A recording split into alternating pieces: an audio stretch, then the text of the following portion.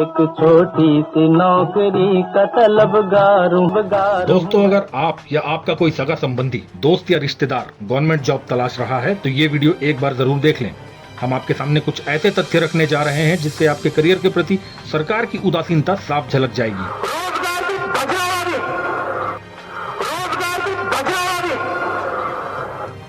आपके भविष्य के प्रति सरकार कितनी गंभीर है, उसकी नीति और नियत दोनों पर हम आज सवाल उठाने जा रहे हैं। सरकार की नियत पर संदेह इसी बात से होता है कि बेरोजगारी पर उसकी कोई भी रिपोर्ट पब्लिक डोमेन पर एक जगह पर उपलब्ध नहीं है। हमें ही ये वीडियो बनाने के लिए सिर्फ रिसर्च वर्क में ही 10 दिन से ज्यादा का समय लग गया। अलग अलग माध्यमों से 4000 से ज्यादा पन्नों को खंगालने के बाद हम आप तक ये वीडियो लेकर आ पाए हैं। आगे बोल। नहीं बता भाई मेरा भाई। एक रिपोर्ट के मुताबिक आज की डेट में भारत में करीब 4 करोड़ बेरोजगार हैं और भारत में कुल खाली पड़े सरकारी पदों की संख्या 40 लाख से अधिक है। इनमें से 5 लाख से ज्यादा पद पुलिस विभाग में, 10 लाख से ज्यादा पद टीचिंग स्टाफ के, करीब 2.5 लाख पद रेलवे में, 2.25 लाख पद डॉक्टर्स और हेल्थ केयर स्टाफ के, यहाँ तक कि जजेस के 5000 से ज्यादा पोस्ट खाली पड़े हैं। तारीख पर तारीख मिलती रही है। इसमें सेंट्रल गवर्नमेंट के 7 लाख और स्टेट गवर्नमेंट के करीब 33 लाख पद 5 साल से भी ज्यादा समय से खाली पड़े हैं। क्या सरकार को काबिल लोग नहीं मिल रहे हैं? ऐसा बिल्कुल नहीं है। जॉब्स देने के नाम पर हमारी सरकारें कभी 8000 पद, कभी 5000 पद की वैकेंसीज निकालने का झुंझुना पकड़ाती हैं। और ऐसी वैकेंसीज निकलती है तो होता क्या है, आप खुद देखिए। 2019 में यूपीएससी के 896 पोस्ट के लिए 11,35,261 लोगों ने अप्लाई किया था। लेकिन ऐसा भी नहीं है कि सबको आईएएस आईपीएस बनना है, इसलिए बेरोजगारी है। फरवरी 2019 में तमिलनाडु में 14 स्वीपर पोस्ट की भर्ती के लिए 4600 कैंडिडेट्स ने अप्लाई किया था। इनमें से ज्यादातर एमबीए, बीटेक, एमटेक डिग्री वाले थे।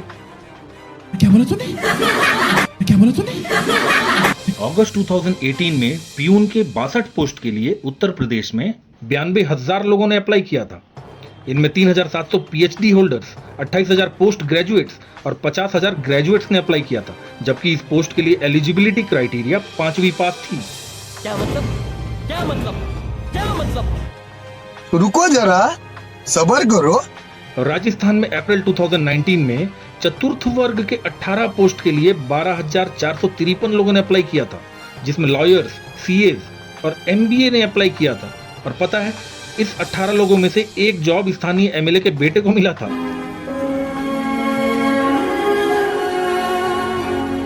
मार्च 2018 में रेलवे के गैंगमैन, स्विचमैन, ट्रैकमैन, वेल्डर और हेल्पर्स जैसे 90,000 पोजीशंस के लिए 2 करोड़ 80 लाख लोगों ने अप्लाई किया था।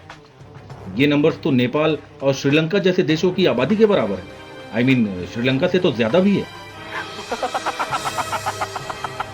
फरवरी 2018 में तमिलनाडु में ही टाइपिस्ट और ग्राम सचिव जैसे 9,500 पोस्ट के लिए 90 लाख कैंडिडेट्स ने अप्लाई किया था, जिसमें 952 PhD, 23,000 MPhil, 2.5 lakh post graduates और 8 लाख ग्रेजुएट्स शामिल थे। नहीं, ऐसा नहीं हो सकता। कह दो कि ये झूठ है। और एग्जाम करवाने के बाद रिजल्ट आने में सालों लग जाते हैं। एसएससी सीजीएल द्वारा 2018 में 11,271 वैकेंसीज की परीक्षा आयोजित की गई थी, जिसका फाइनल रिजल्ट 1 अप्रैल 2021 को घोषित हुआ है। अप्रैल फुल बनाने का ये कैसा तरीका है बॉस? ये केवल एक मामला नहीं है, एसएससी का हमेशा यही रवैया रहा है। ऐसे हजारों एग्जाम्पल्स आपको इंटरनेट पर मिल जाएंगे। जिस देश में करोड़ों वोट्स गिनकर 10 दिन में रिजल्ट्स आ जाते हैं, वहीं जॉब्स के रिजल्ट्स आने में इतना वक्त क्यों लगता है? अगर रिजल्ट आते भी हैं तो इनमें ट्रांसपेरेंसी नहीं होती है। मध्य प्रदेश का व्यापम घोटाला तो आपको याद ही होगा। एक सरकारी नौकरी के लिए क्या क्या पापड़ बेलने पड़ते हैं, ये तो वही जानता है जो इस आग के दरिया में कूदा हो। उसके बाद भी सरकार का ये रवैया हो तो सवाल तो उठेंगे।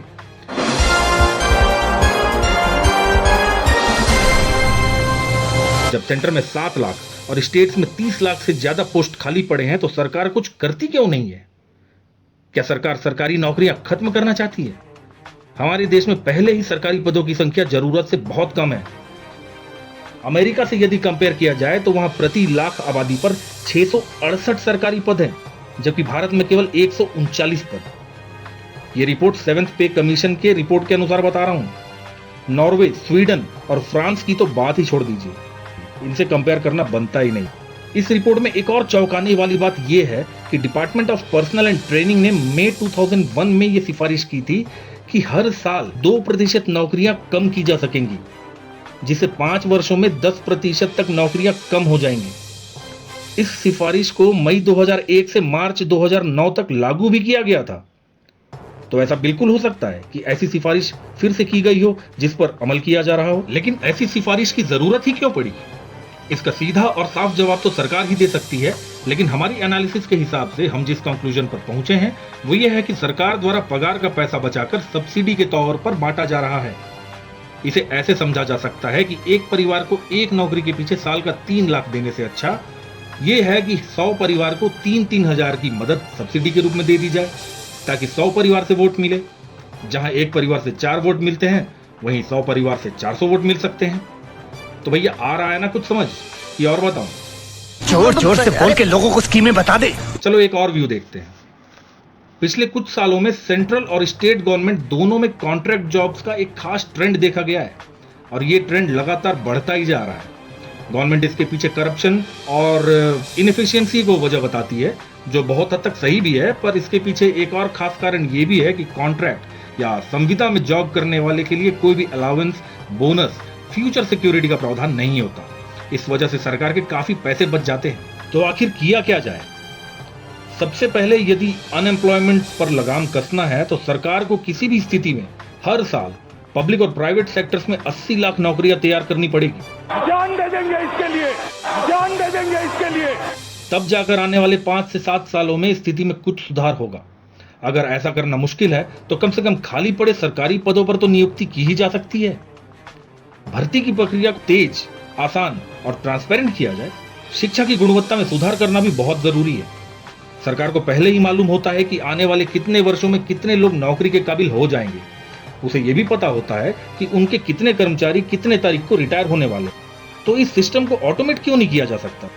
सरकार को एसएससी जैसी और भी बॉडीज का गठन करना चाहिए ताकि रिक्रूटमेंट प्रोसेस में तेजी आए। अगर ऐसा करना मुश्किल है तो एसएससी को ही प्राइवेटाइज कर देना चाहिए, क्योंकि वैसे भी सरकार प्राइवेटाइजेशन की तो बहुत बड़ी समर्थक है। लेकिन सरकार से उम्मीद करना भैंस गया कि बीन बजाने से कम नहीं है। इसीलिए आपको ही कुछ करना पड़ेगा। हो सकता है कि आप बेरोजगार हों, लेकिन सरकार आपको बेरोजगार नहीं मानती है। जैसे सरकारी आंकड़ों के हिसाब से तो देश में करीब 3 करोड़ लोग बेरोजगार हैं, लेकिन रेलवे के 90,000 पदों के लिए 2 करोड़ 80 लाख लोगों द्वारा अप्लाई किया जाना यह बताता है कि सरकारी आंकड़ों में कुछ न कुछ चतुराई की गई है। अरे बाप रे, ये तो धोती खोल रहा है। सबसे पहले आप ये जान लें कि सरकारी मापदंडों के हिसाब से अनएम्प्लॉयड की कैटेगरी में कौन आता है। सरकार के हिसाब से वही लोग बेरोजगार माने जाते हैं जिन्होंने सर्वे के दौरान हफ्ते में 1 घंटे भी काम ना किया हो। मतलब अगर आपने 1 घंटे काम किया है तो सरकार की नजर में आप बेरोजगार नहीं हैं, आप अपने माँ बाप के कमाऊ पूत हैं। दूसरी बात, ऐसे लोग जिन्होंने सर्वे से 1 महीने पहले तक जॉब सर्च किया हो, सरकार उन्हें ही बेरोजगार मानती है। मतलब अगर आप 1 महीने से जॉब नहीं ढूंढ रहे हैं तो आप सरकार की नजर में बेरोजगार नहीं हैं। वाह भाई वाह, तालियां तालियां। इसका मतलब हाउसवाइफ्स को तो इसमें इंक्लूड ही नहीं किया जाता, क्योंकि वो जॉब ढूंढती ही नहीं है। अब इस हिसाब से सोचिए कि अगर हर कोई जॉब ढूंढने निकल जाए तो बेरोजगारी की ये दर कहां से कहां पहुंच जाएगी। तो भैया सरकार पर दबाव बनाना है तो ज्यादा से ज्यादा संख्या में रोजगार कार्यालयों में रजिस्ट्रेशन करवाइए। और सन्नी लियोनी और नोरा फतेही के बारे में सर्च करते करते कभी कभार नौकरी भी ऑनलाइन ढूंढ लोगे तो खबर सरकार तक पहुंच ही जाएगी। तब भी सरकार नहीं चाहती तो धरना देना और आंदोलन करना आपका हक है, और सवाल पूछना आपकी जिम्मेदारी। केवल सरकार ही नहीं, ओपोजिशन को भी जगाओ। इस वीडियो को बनाने का मकसद आपको डीमोटिवेट करना बिल्कुल भी नहीं है। हमारा मकसद केवल वास्तविक स्थिति से रूबरू कराना है और सरकार की नीतियों पर सवाल उठाना है। तो भैया, अगर सरकारी नौकरी की आस लिए बैठे हो तो थोड़ा स्ट्रांग तो बनना ही पड़ेगा और संगठित होकर अपनी आवाज उठानी ही पड़ेगी। अगर आपको हमारा ये वीडियो पसंद आया हो तो लाइक और शेयर करना ना भूलें, और आगे भी ऐसी काम की जानकारी लेते रहने के लिए हमारे चैनल को सब्सक्राइब करना ना भूलें। धन्यवाद।